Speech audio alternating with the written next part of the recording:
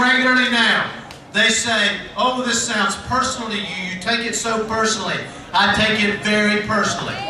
Nobody has to explain to me, and I don't have to read in a book, those who have struggled and sacrificed on my behalf. My grandmother, who I love dearly, my grandmother had a 5th or 6th grade education. She came from a family of sharecroppers. She would have done anything to give me a better life. My father, who's sitting right over there, I watched him get up every morning for 36 years and go into that mill and do hard, tedious work to give me a better life. They want to know if I take this personally. I take it very personally. I have no intention of standing quietly by and watching corporate greed rob our children and our grandchildren of the opportunity that was built on the backs and the labor and the work of our parents and our grandparents. We owe a responsibility to our children and to future generations. All of us, we also owe a responsibility to those who passed the torch to us. Our parents, our grandparents, those who worked so hard and struggled so much so that we could have a better life. And they expected us to make certain that our children and our grandchildren and future generations had a better life. And the truth is this: corporate greed is robbing our children of the promise of America, and it is time for us to fight back. It is time for us to stand up. It is time for us to show some backbone and courage to stand in the footsteps of all those who came before us.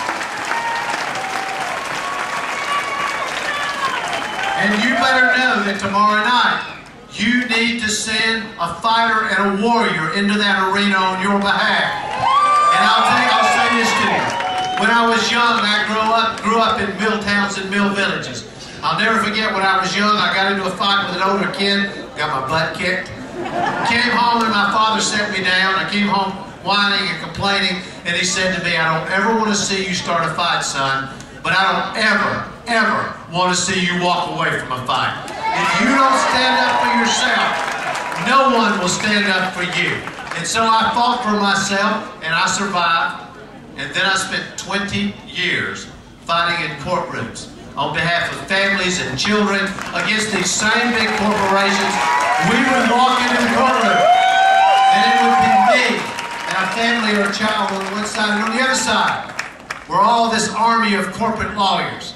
All the money in the world arrayed behind them. And this is the lesson I learned from 2 decades of those wars. First, you can't nice these people to death. They don't care how nice you are. They will drive through you like a freight train. But if you have some strength, some fight, some determination, some courage, if you're willing to stand up for what's right, if you're willing to work hard enough, if you're smart enough, you can beat these people. You can win. We won over and over and over for 20 years.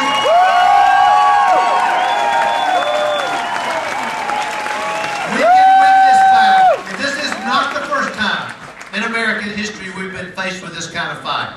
Because Teddy Roosevelt busted the trusts. He broke the monopolies on behalf of the American people. Franklin Roosevelt, a transformational American president, changed everything, but he was vilified by corporate America. And what he said was, I welcome their hatred, because what it means is I'm doing what's right. I'm acting on principle. I'm standing up for the American people. I'm standing up for men and women on the lowest rung of the economic ladder. And then along came Harry Truman. You know, you all remember the Harry Truman story. They said, Harry, you're giving them hell. And he said, nope, just tell them the truth and it feels like hell. We're going to tell the truth again, brothers and sisters. That's what this